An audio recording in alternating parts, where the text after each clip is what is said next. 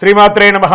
సద్గురు జ్యోతిషాలయం 2025 మే నెల రాశి ఫలితాలని మనం తెలుసుకోబోతున్నాం. మా ఛానల్ ద్వారా చూస్తున్నటువంటి ప్రేక్షక మిత్రులందరికీ కూడా శుభాభివందనాలు. మా ఛానల్స్ బాగా చూస్తున్నారు, ధన్యవాదాలు. కానీ సబ్స్క్రైబర్స్ అనేవాళ్ళు కొంచెం తక్కువగా ఉన్నారు, కొంచెం సబ్స్క్రైబ్ చేయండి.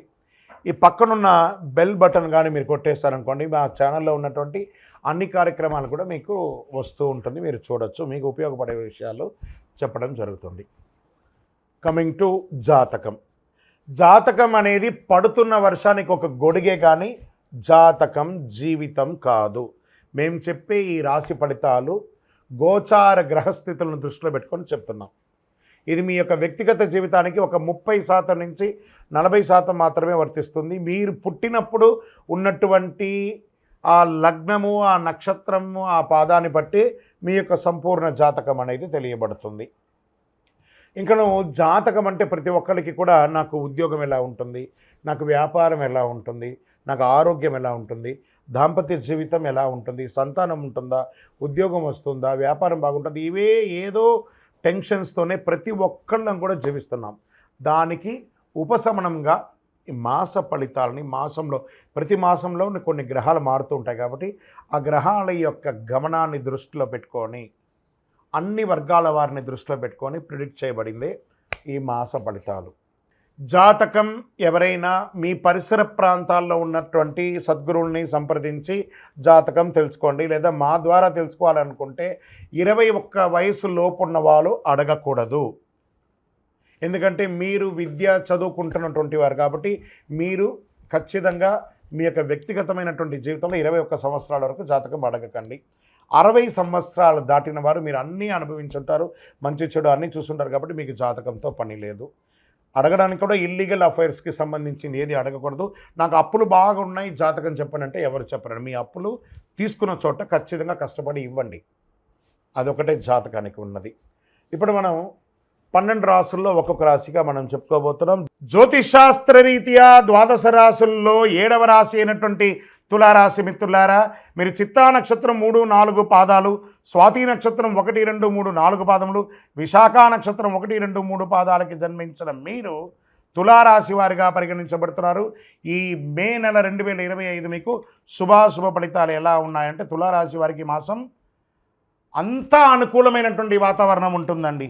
మాసం 2వ భాగంలో సానుకూల ఫలితాలు ఎక్కువ ఉంటాయి. బృహస్పతి 5వ ఇంట్లో ప్రభావితం, 7వ ఇంట్లో సూర్యుడు ఈ నెల మొదటి భాగంలో ఉచ్చ స్థితిలో ఉంటాడు. చంద్రుడు ఎల్లప్పుడూ కదలికతో మిశ్రమంగా ఉంటారు. సమాజంలో పేరు ప్రఖ్యాతులు పెరుగుతుంది. మీకు పోయినటువంటి పేరు తిరిగి వస్తుంది. క్షమాపణ చెప్పి మరీ మీ దగ్గరికి వస్తారు మిమ్మల్ని విభేదించిన వాళ్ళు. ప్రభుత్వ పర్మిషన్ విషయంలో అసహనం అక్కర్లేదు, అన్నీ వచ్చేస్తాయి. సంతానం లేని వారికి సంతాన ప్రాప్తి. మిమ్మల్ని ఇప్పటి వరకు తప్పుగా అర్థం చేసుకున్న వారే పశ్చాత్తాప పొంది మీ దగ్గరికి వస్తారు. స్నేహితులు మీకు మద్దతు ఇస్తారు. వృత్తి ఉద్యోగాల్లో పనితీరులో అధికారులు సైతం ఆకట్టుకుంటారు. ఆర్థిక పరిస్థితి మరింత పుంజుకుంటుంది. వ్యాపారంలో ధైర్యంగా నిర్ణయాలు తీసుకొని లాభాలు అందుకుంటారు. అనేక విధాలైనటువంటి ఆర్థిక ప్రయోజనాలు తులారాశి వారి నెల పొందబోతున్నారు. అద్భుతమైనటువంటి ప్రయోజనం. తోటి వ్యాపారులకు కలిగే పోటీ తగ్గుతాయి. నూతన వాహన కొనుగోలు ఉంటుంది. శత్రువులు కూడా మిత్రులుగా మారే ఒక శుభ నెల అని చెప్పచ్చు. సంతాన విషయంలో సంతృప్తికరంగా ఉంటుంది. పోటీ పరీక్షలు హాజరయ్యే విద్యార్థులు, ఉన్నత విద్యలు అభ్యసించే విద్యార్థులు మంచి ప్రతిభను కనబరిచే అవకాశాలు ఉన్నాయి. రీసెర్చ్ చేసే విద్యార్థులు కూడా అనుకూల ఫలితాలు పొందొచ్చు. కుటుంబ వాతావరణం చాలా బాగుంటుందని కూడా చెప్పచ్చు. కొన్ని వ్యవహారాలు మీరు తీసుకునే నిర్ణయాలు ప్రతి ఒక్కరు కూడా మిమ్మల్ని ప్రశంసించే అవకాశాలు బాగా కనబడుతున్నాయి. మాస చివరన ఇతరుల వ్యవహారాల్లో జోక్యం చేసుకోకుండా ఉండడం మంచిది. అనుకోని ఆర్థిక లాభాలు వస్తాయి. నెల ప్రారంభంలో సోదర సోదరులతో అనుకూలంగా ఉంటుంది. ఉద్యోగం చేసే మహిళలు, ఎంటర్ప్రెనర్గా ఉన్నటువంటి మహిళలకి మంచి పేరు ప్రఖ్యాతులు వస్తుంది. స్వయం ఉపాధిలో పాల్గొనే మహిళలు కానీ పురుషులు కానీ స్మాల్ స్కేల్ ఇండస్ట్రీస్ చాలా బాగుంటుంది. పురోగతి సాధిస్తారు. దీనికోసం ఇండస్ట్రియల్ టూర్ కూడా చేస్తారు. దీనికోసం ఇన్వెస్ట్మెంట్స్ కూడా వస్తాయి. లాభాలు కూడా ఉంటాయి.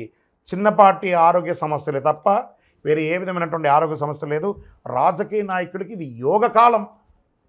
షేర్ మార్కెట్ బ్రహ్మాండంగా ఉంది. వ్యవసాయదారులకి మిట్ట పంటలు చాలా కలిసి వస్తుందని చెప్పచ్చు. మీడియా రంగం వారికి బాగుంది, ఐటీ రంగం వారికి బాగుంది, వివాహం కాని వారికి వివాహం అవుతుంది, నూతన ఉద్యోగం కలిసి వస్తుంది. ఎన్ని రకాలైనటువంటి అనుకూలం తులారాశికి. మే నెలంతా కూడా కృతజ్ఞత చెప్పండి. కొన్ని రోజులుగా ఇబ్బంది పడుతున్నారు కదా, ఆ గ్రహాలన్నిటికీ కూడా కృతజ్ఞత చెప్పండి. లక్కీ డేస్ మే 1, 4, 8, 11. అదృష్ట సంఖ్యలు 2, 6. చంద్రాష్టమం 26/5/2025 1:40 మధ్యాహ్నం నుండి 28/5/2025 1:36 మధ్యాహ్నం వరకు చంద్రాష్టమం ఉంటుంది. కాబట్టి ఈ 2.5 రోజులు జాగ్రత్తగా ఉండి, వాహనం నడిపేటప్పుడు జాగ్రత్త, సంతకం పెట్టేటప్పుడు జాగ్రత్త, ఇతరులతో మాట్లాడేటప్పుడు జాగ్రత్త.